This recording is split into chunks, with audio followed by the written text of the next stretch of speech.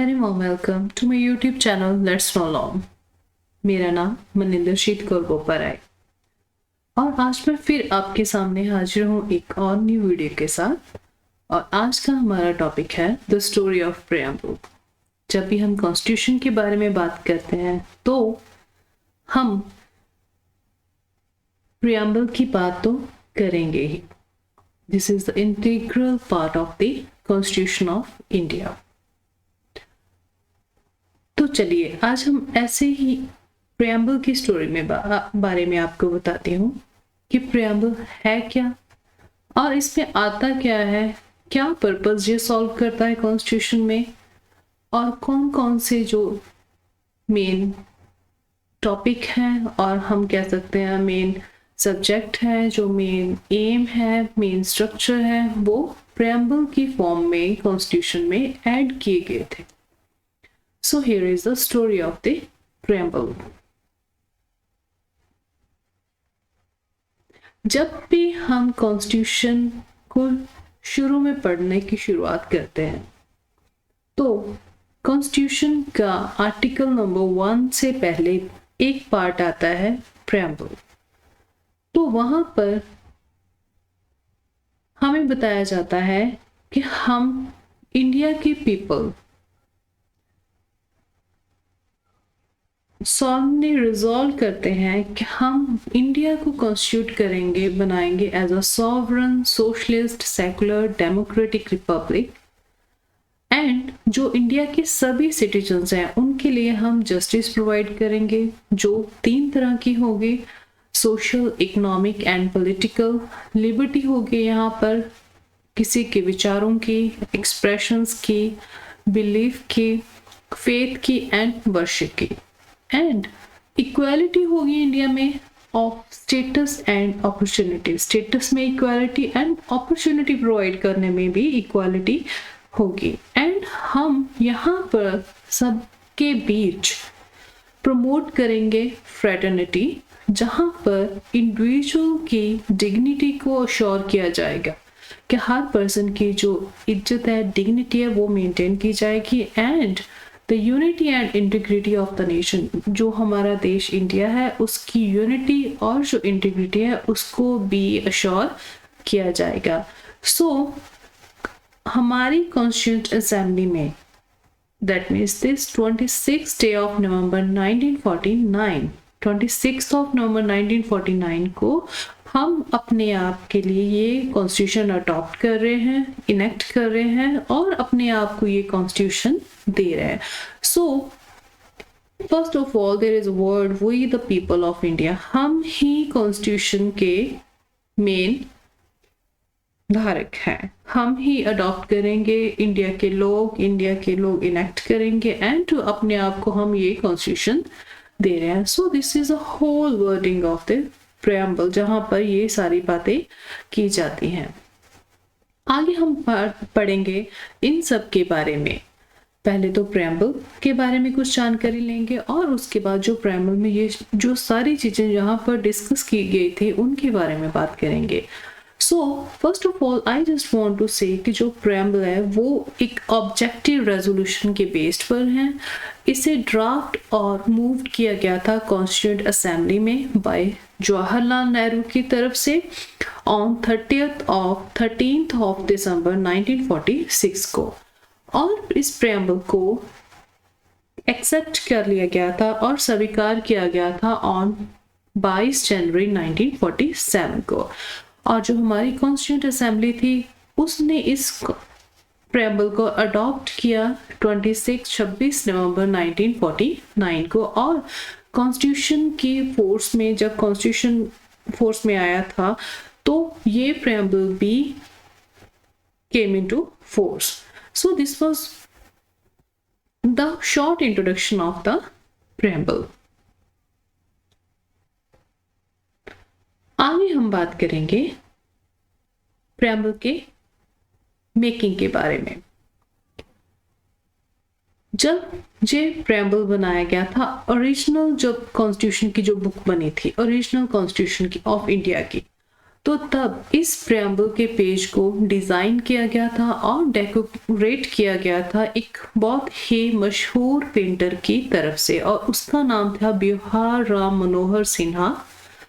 वो पर्सन जबलपुर का रहने वाला था और वो शांति निकेतन में भी रहा था विद आचार्य नंदलाल बोस, और उस पर सिन्हा के शॉर्ट सिग्नेचर भी है in the form of Ram, और उसने अपना जो राम वर्ड था अपने सिग्नेचर भी डिजाइन करने के बाद वहां पर दिए थे इन देवनागरी लिपि at the lower right corner of this page.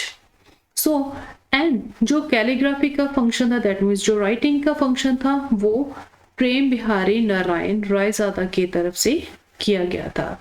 सो ये तो सारी बातें थी प्रेम्बल की फर्स्ट पेज का जो ओरिजिनल कॉन्स्टिट्यूशन का था।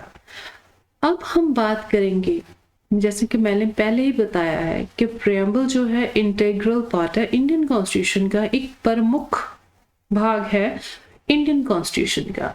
सो पहले ये डिस्कशन का टॉपिक रहा था अब तक की हिस्ट्री में कि जो प्रेम्बल है किसी आर्टिकल को तो कॉन्स्टिट्यूट कर नहीं रहा, ये डिफरेंट पार्ट है other than article, other than schedules in the constitution.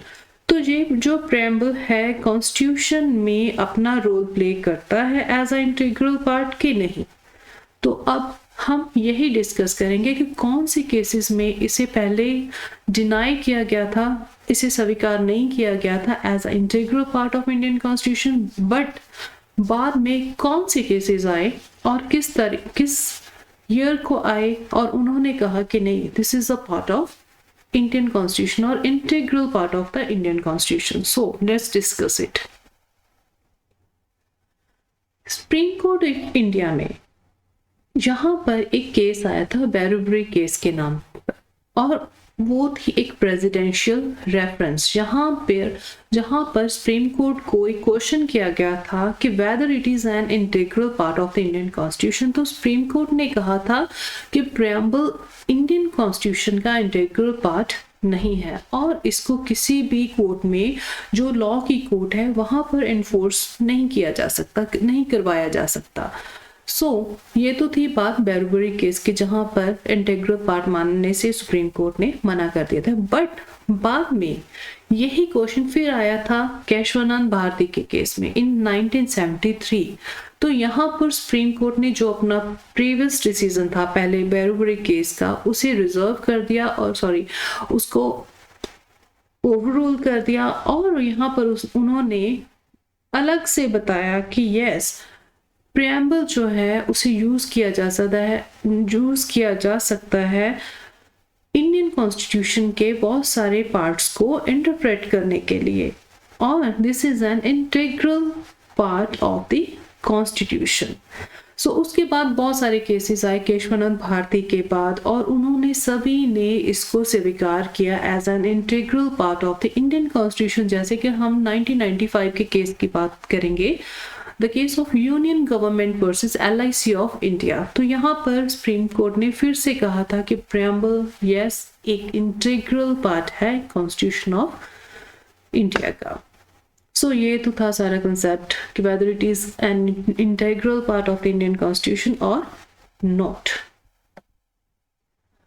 तो अब हम बात करेंगे कि जब ये प्रेम्बल बना था तो यहाँ पर ओनली 3 वर्ड्स ऐड किए गए थे originally, sovereign, democratic and Republic. अब जब भी हम प्रेम्बल को पढ़ते हैं तो हम देखते हैं कि यहाँ पर इन 3 शब्दों के अलावा 2 और शब्द जो हैं वो ऐड किए गए हैं, सेकुलर एंड सोशलिस्ट। अगर ये पहले से नहीं थे तो हमारे माइंड में ये क्वेश्चन होगा कि कब इनको ऐड किया गया है कॉन्स्टिट्यूशन में। सो मैं आपको बताना चाहती हूँ कि जब एमरजेंसी का टाइम था तो वहाँ उस टाइम पर 42nd अमेंडमेंट थी जो कॉन्स्टिट्यूशन की वो लाई गई थी, और ये words including the unity of the nation जो वर्ड है उसे भी चेंज किया गया था integrity of the nation add करके। That mean these 3 words secular, socialist and integrity of the nation ये जो 3 वर्ड थे 42nd अमेंडमेंट के साथ प्रियम्बल में ऐड कर दिए गए थे। अगर हमको पूछा जाए कहीं भी किसी क्वेश्चन में, हमारे माइंड में भी कई बार क्वेश्चन आ जाता है कि प्रियम्बल को कितने टाइम अमेंड किया गया है, दैट मीन्स उसमें चेंजेस कितने टाइम अब तक की हिस्ट्री में, कॉन्स्टिट्यूशन हिस्ट्री में की गई है। तो मैं आपको बताना चाहूंगी कि प्रियम्बल को अब तक सिर्फ 1 टाइम और ओनली वंस इसको अमेंड किया गया है in the form of 42nd amendment, और वो 3 वर्ड से secular, socialist and the integrity of the nation, and उसकी तारीख थी 18 दिसंबर 1976। यहाँ पर जो वर्ड बाद में ऐड किया गया था 42nd अमेंडमेंट के साथ, दैट इज सेकुलर, उसको 1994 में SR Bombay versus union of India के केस में सुप्रीम कोर्ट ने डिक्लेयर कर दिया था और हेल्ड कर दिया था कि सेकुलरिज्म जो वर्ड है it is a part of the basic structure doctrine. जब भी हम कभी बात करेंगे किसी और वीडियो में बेसिक स्ट्रक्चर के बारे में, तो हम खुलकर इस बारे में बात करेंगे, और इस वीडियो में अब मैं सिर्फ इतना ही बताना चाहती हूँ बेसिक स्ट्रक्चर के बारे में। तो आगे बढ़ते हैं कुछ और नॉलेज के बारे में।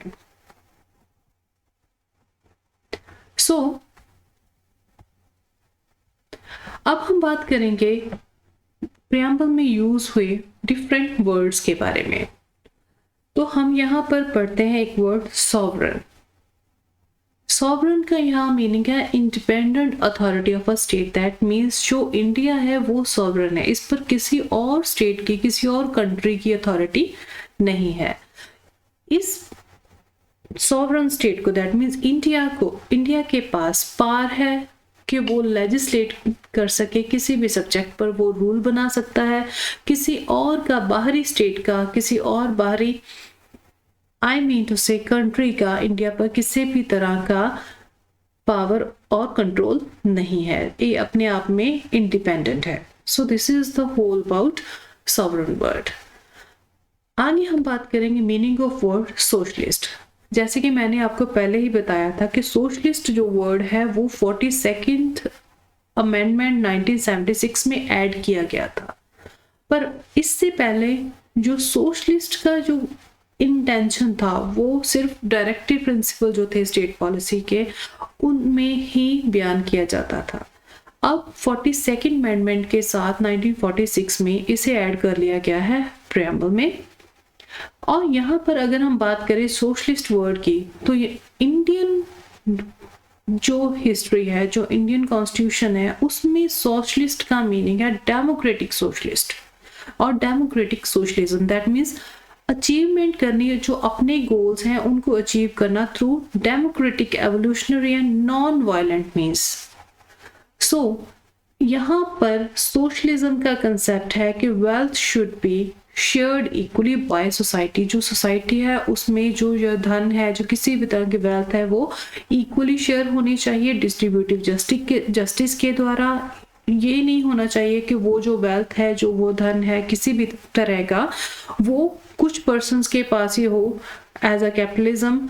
यही सबको और इक्वल अपॉर्चुनिटी होनी चाहिए, और ऑनरशिप और लैंड, इंडस्ट्री जो भी है वो सोशलिज्म के फॉर्म में होना चाहिए। तो so this is the whole concept of socialist word. आगे हम बात करेंगे एक और न्यू वर्ड के बारे में, और ये वर्ड है सेकुलर। सेकुलर, यहाँ पर सेकुलर का मीनिंग है कि स्टेट और जो रिलीजन है उसमें रिलेशन कैसा होगा। कॉन्स्टिट्यूशन क्या कहता है कि स्टेट और रिलीजन का जो रिलेशन है वो डिटरमाइन किया जाएगा और डिसाइड किया जाएगा according to constitution and law. और यहाँ पर सेकुलर वर्ड ये कहता है कि स्टेट की पावर अलग है और रिलीजन की पावर अलग है। 42nd अमेंडमेंट 1976 को 18 दिसंबर को ये वर्ड जो सेकुलर था वो ऐड किया गया था प्रियम्बल में।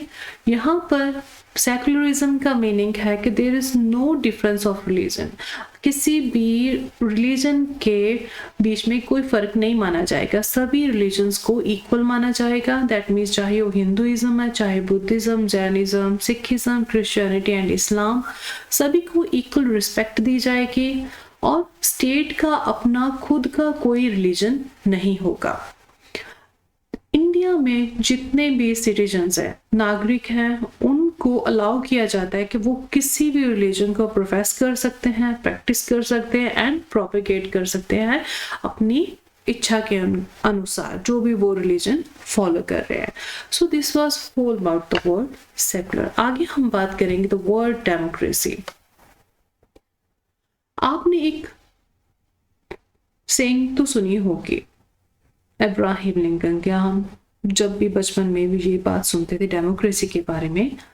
What is democracy? According to Abraham Lincoln, this is with the people, by the people and for the people. This is a form of the government जहाँ पर लोगों को ही प्रायोरिटी और प्राइमेसी जो है वो दी जाती है। सो यहाँ पर डेमोक्रेटिक का ओनली मीनिंग पॉलिटिकल डेमोक्रेसी नहीं बल्कि social and economic democracy as well.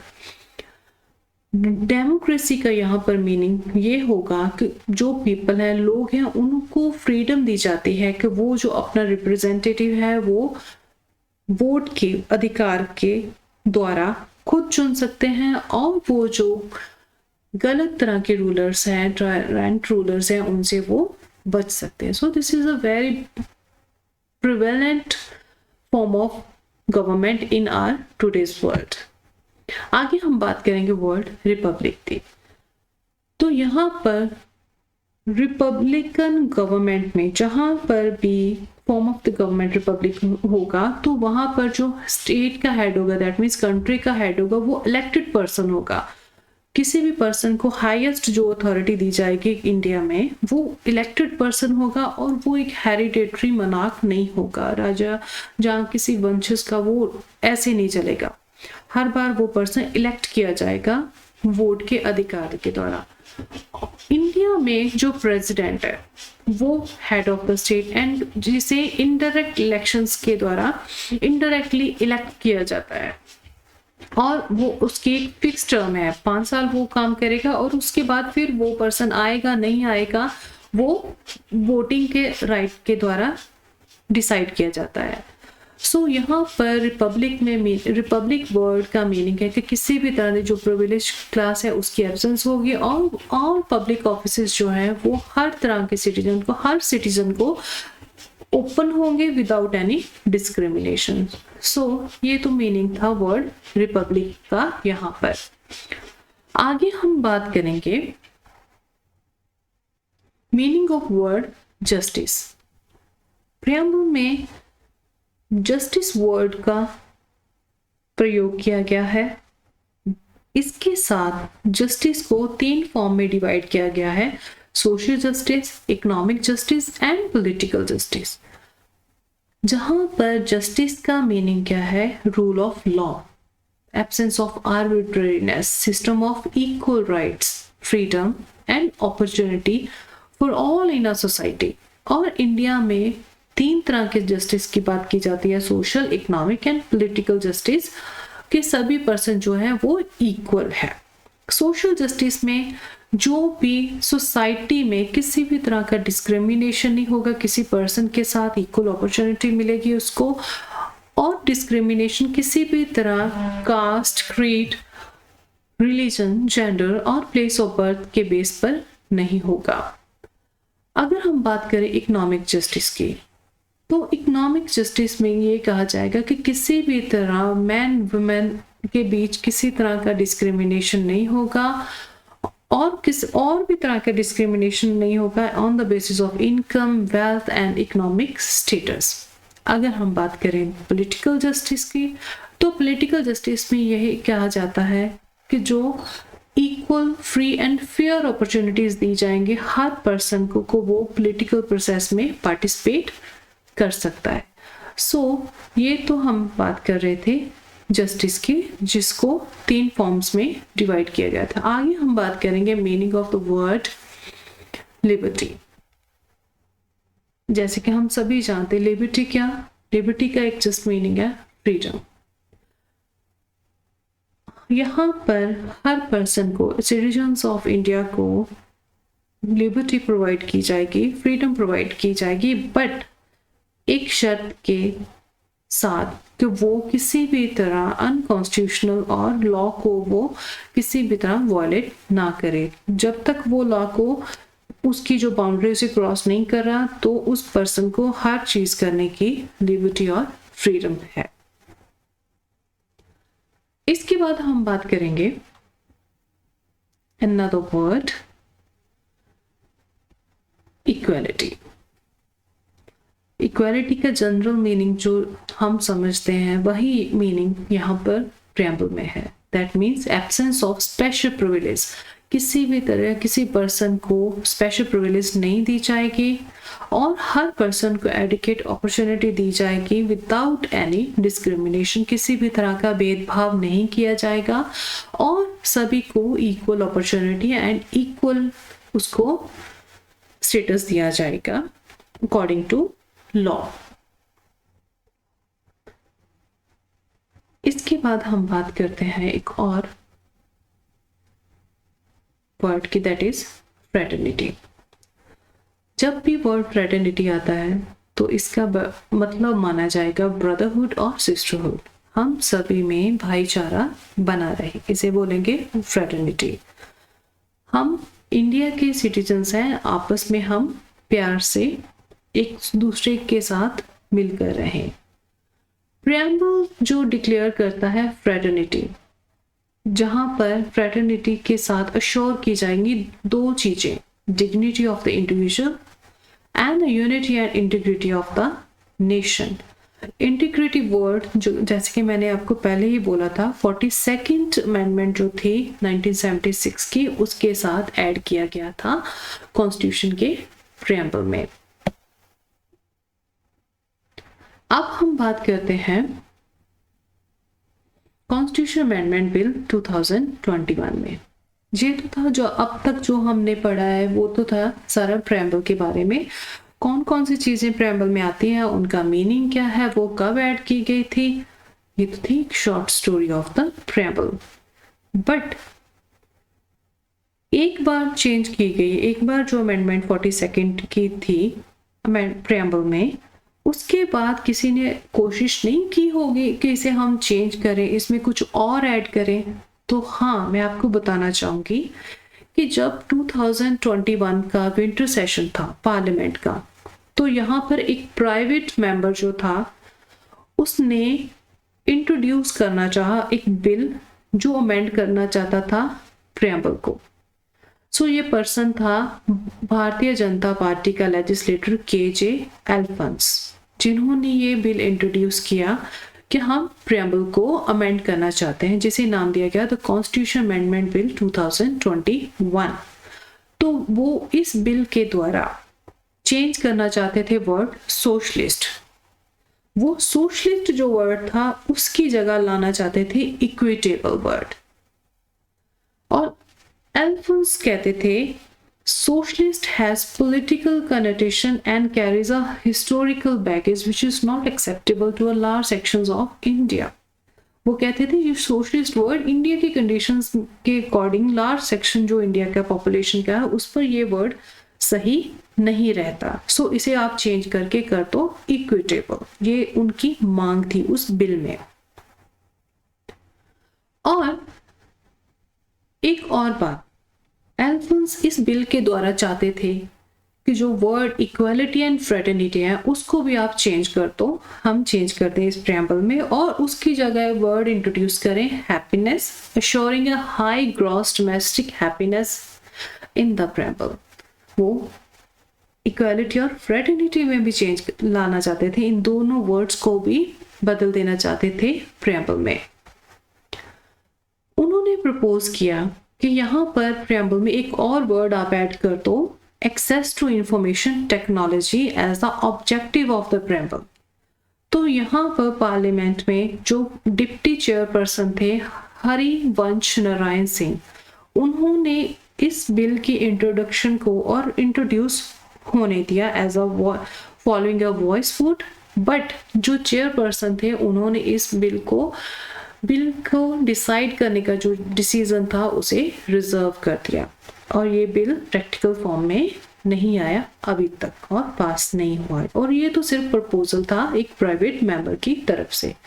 सो ये तो सारी कहानी थी प्रेम्बल की। अगर आपको ये कहानी अच्छी लगी तो प्लीज़ आप मेरा चैनल लाइक करो, सब्सक्राइब करो, शेयर करो और बेल आइकन भी दबा दो। अगर आप अपने कुछ और न्यू वीडियो को सुनना चाहते हो और मेरी नॉलेज को मैं आपके साथ जरूर शेयर करना चाहूँगी और वीडियोस में। सो आज के लिए इतना ही काफ़ी है। अब मिलूंगी आपको अपनी अगली वीडियो में। सो बहुत बहुत शुक्रिया।